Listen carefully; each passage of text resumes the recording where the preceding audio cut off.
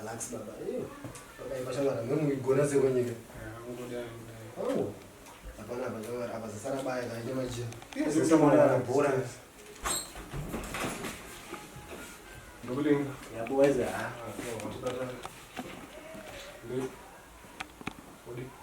Kochi.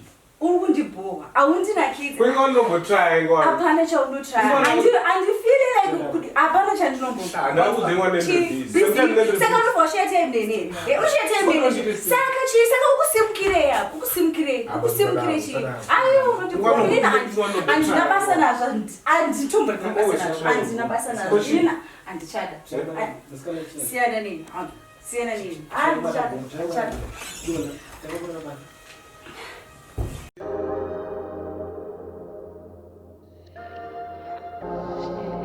Did you hear that glitch? I like it. Yeah.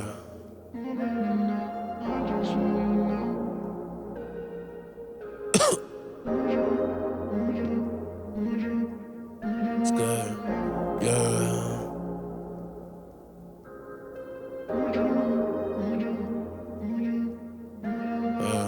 Sky. Family.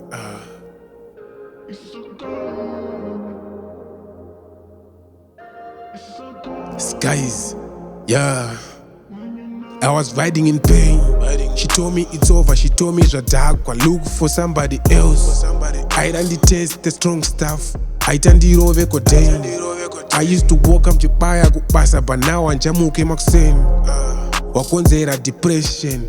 I also teacher, but wakandipa lecture kundidzidzisa lesson. Just tell me the reason why ndandine vision. Maybe handina motor, but I used to cover for you ndaimira pane zvaishota. Ndarava ko busy kundibvunza my question chitindosota. I'll marry your daughter. Musambokwata dara soon or later. But it seems like ndenge ndairota. Moyo wangu wakaudonedza pasi. Wakandizora dust. Try to be there wakandzosa kuzasi. Ndozofungana nhasi wakandizvimbisa.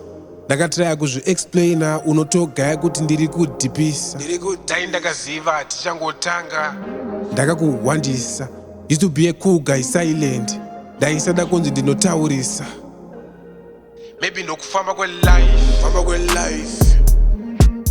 Maybe ndokufamba kweLYF. Famba kweLYF. Famba kwe Maybe ndokufamba kweLYF. Famba kweLYF. Famba kweLYF. Maybe ndokufamba kweLYF. Life. Yes, ndakudisisa.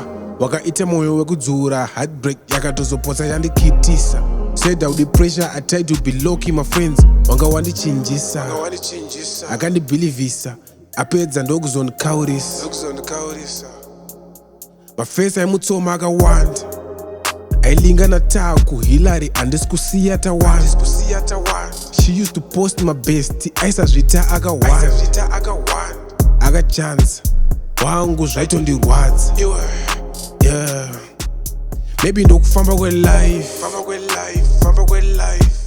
Maybe ndokufamba kweLYF. Maybe ndokufamba kweLYF.